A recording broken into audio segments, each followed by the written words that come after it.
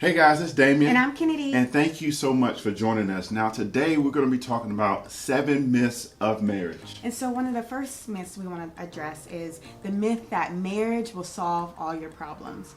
That is a lie from the pit of hell. Marriage will actually highlight your problems that you have not dealt with prior to marriage and also sharpen and strengthen you.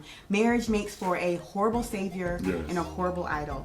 And matter of fact, marriage will have more problems, add more problems in your life. We're not saying that marriage isn't a blessing from God, it isn't beneficial. Paul says in 1 Corinthians 7:28, but if you do get married, you haven't sinned.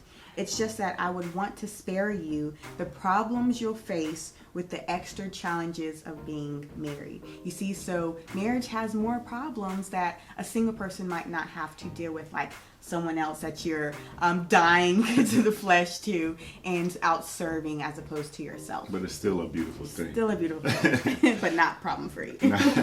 So number 2 is marriage gets easier over time. Marriage does not get easier over time. You have to put work on the front end, and so in marriage it can get better, but it doesn't get easier over time. So with age comes change. Our bodies change, kids comes, you got the highs and the lows, even death.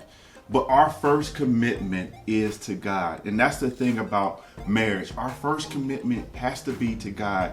And when our commitment is to God, our commitment with each other grows stronger. So this requires to continue to be intentional, pursuing your spouse, going on date nights, going on trips, vision casting. Don't get lazy as you get more age under your belt in marriage. That's so good. So the third myth we want to address is that you have to have similar interests in order to have a successful marriage.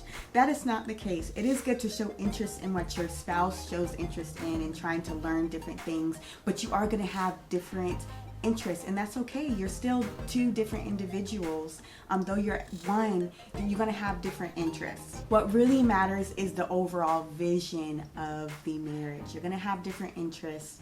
It is not realistic to think that you're going to enjoy everything that your spouse does. So the fourth myth is that sex is the most important thing in your marriage.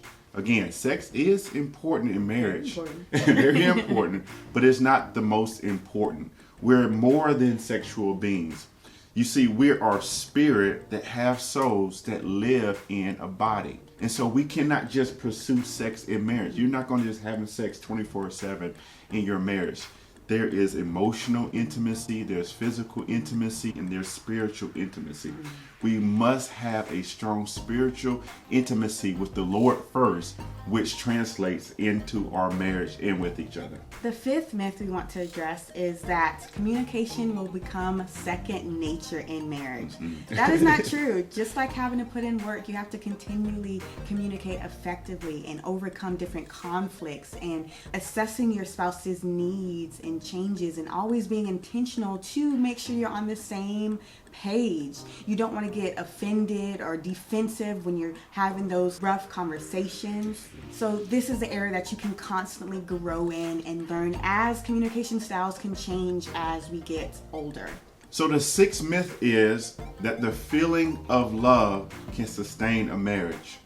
One of the things we hear all the time is, I fell out of love. But really, we need to grasp and get a deeper understanding of what God intended for marriage to be and what love should be in a marriage. We see in 1 Corinthians 13, it says, love never fails. So in the New Testament, we have different terminologies for love. In the English language, we only have one terminology, love. I love cookies. I love cake. I love you. And so the word we want you to focus on is agape. Agape means unconditional and love without merit. So that is choosing to love despite our feelings. You see, our passions can fade, our affection can fade, and even sometimes we're in lust and we confuse it for love. And so, yes, love, affection, love is still important with your spouse, but that should not be a foundation. With covenant, you need something stronger than a feeling, because our emotions are always going up and down. Have that covenant love that God has with us, the unconditional love to never leave us and never forsake us. And so the last myth that we want to talk about today is the myth that counseling means we're headed for divorce. That is not the case. Counseling should not be a last resort or when you're about to shipwreck and code red, SOS. But it's good to include people into your life to sharpen you, to speak life into you, to hold you accountable, and also seek counseling or mentorship throughout your marriage so you can continue to stay healthy and work out different kinks before it gets to that point of no return. And so even if you go through counseling when your marriage is on the rocks, it doesn't mean that that's going to end for divorce. Believe God to restore and redeem your marriage. And so that's the end of our video today. If you want to learn more about what to look for before marriage, check out our video. Again, my name is Damien Nash. And I'm Kenady Nash. And we'll see you next time. Bye. Stay married.